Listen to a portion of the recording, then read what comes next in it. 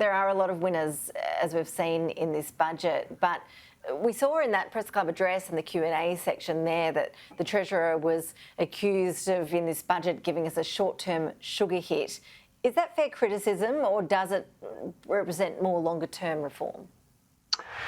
Well, the budget certainly provides some additional stimulus to the economy.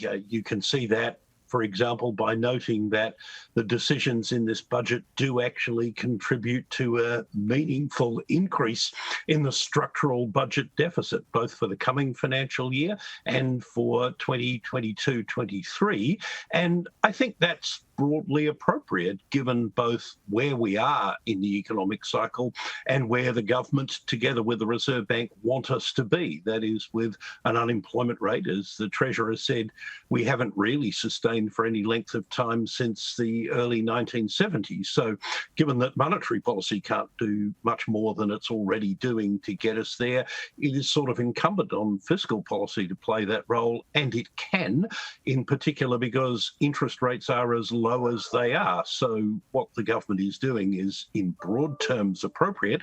I'd agree that the tax measures, with perhaps one small exception, are for the most part sugar hits, or the term I'd prefer to use is short-term fixes. They simply extend for another 12 months, in most cases, measures that were originally intended to be temporary. They don't amount to wide-ranging tax reform. The Treasurer said in his address just half an hour or so ago that the third stage of the government's tax reforms do represent more meaningful tax reform. And I guess from at least one perspective, that's right. They do entail significant lowering of tax rates for a large proportion of the Australian population. They don't change the tax base in ways that I and other reformers would like to see, but I wouldn't say it's not tax reform. And of course, on the spending side of the budget, particularly when it comes to aged care, but also in relation to some of the changes to the childcare arrangements, for example, there's certainly a lot more money being thrown, and that's on a permanent basis. Whether or not there's sufficient reform of the system through which those monies are delivered is something that I'd probably prefer to leave to others who are more expert in those areas of public policy. When it comes to net debt, what level of concern should we have about that, Saul? I mean, for how long will we be paying this off? Will our children or our grandchildren be paying this off? Well, a few things I'd say about that, Ash. The first is that there's no principle of public finance or economics that says that the optimal level of debt for a government is zero. Australia's somewhat unusual in that we have had some years in our recent history when net debt has been zero or indeed even negative. That is, the government's had more in the bank than it's owed to bondholders. But if we look at other countries, there hasn't been a day since 1776 when the US federal government hasn't had some debt. There hasn't been a day since at least 1693 when the Bank of England was founded and started keeping statistics on these things that the UK government hasn't had at least some debt. Indeed, you'd probably be able to go back at least to the 14th century and find that English kings and governments have almost always had at least some net debt outstanding in one form or another. Governments in this sense aren't like households who typically want to pay off all their debts before they die because they don't want to leave debts to their children. Governments and businesses are subject to that constraint, and they can afford to carry debt for long periods of time as long as they have the capacity to service that debt, that is, to meet the interest payments on it out of the revenue they have without imposing crushing burdens on their taxpayers, and desirably, as long as the debt which they've incurred has been put to productive uses that help generate the capacity to service it and ultimately pay it down. So from that broad perspective, I'm not unduly concerned about the fact that there's no current plan to pay off that debt by some predetermined date.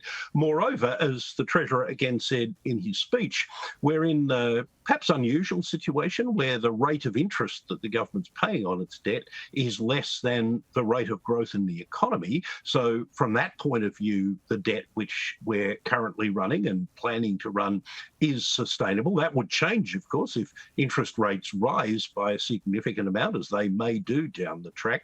And that's why I would still have the view that at some point in the life of the next parliament, whoever is the government, whoever is the treasurer, will have to turn his or her mind, or their collective minds, to some combination of spending cuts and tax increases that will eventually get the budget headed back to zero, but probably and net debt back towards zero. But probably the most important reason for doing that is not because there's anything particularly meritorious about eliminating public debt, but rather because we want to be in a position to do the sorts of things we've done in the past 18 months should we find ourselves confronting another major economic downturn, especially bearing in mind that the way things look, the Reserve Bank isn't going to be able to be much help because interest rates are currently as low as they can logically take them, and there doesn't seem to be much prospect that they'll be able to raise them by any meaningful amount,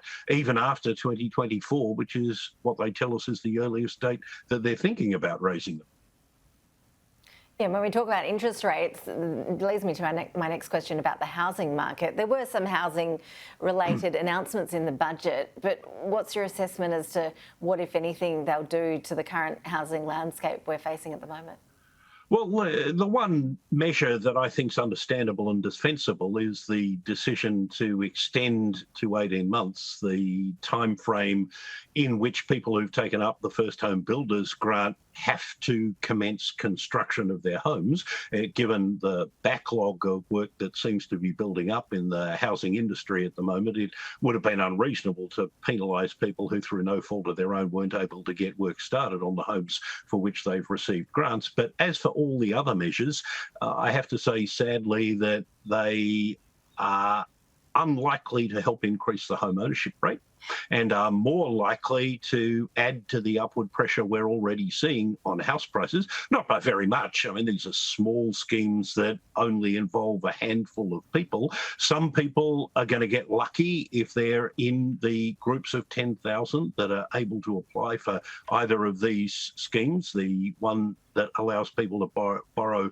with a 5% deposit that's been increased by 10,000, or 10,000 of the, how many are there? Over 1 million single parents in Australia who might get to the front of the queue of people and be able to borrow with a 2% deposit. But we've got almost 60 years of history that tells us that schemes that put cash into the hands of would-be home buyers, enabling them to pay more than they otherwise would for houses, end up resulting in more expensive houses, not in a greater proportion of the population owning them. The home ownership rate has been going down ever since we started going down the path of putting cash in the hands of would-be home buyers in the early 1960s. And our governments, at least, don't seem to have learned anything from that. Or I suspect the truth is that our politicians know that while there are roughly 100,000 people or so who succeed in becoming home buyers for the first time each year, they would like governments to stop doing things that push house prices up.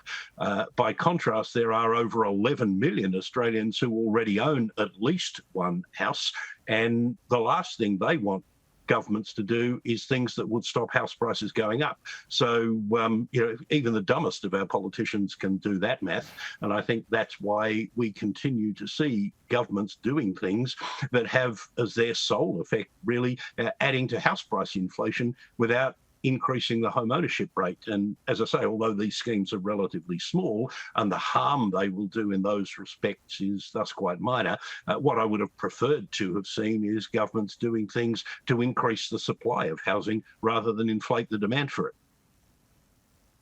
Saul Eslake, we always appreciate you taking the time to speak with us on Newsday. Thank you so much for joining us. That's a pleasure. Thank you for having me.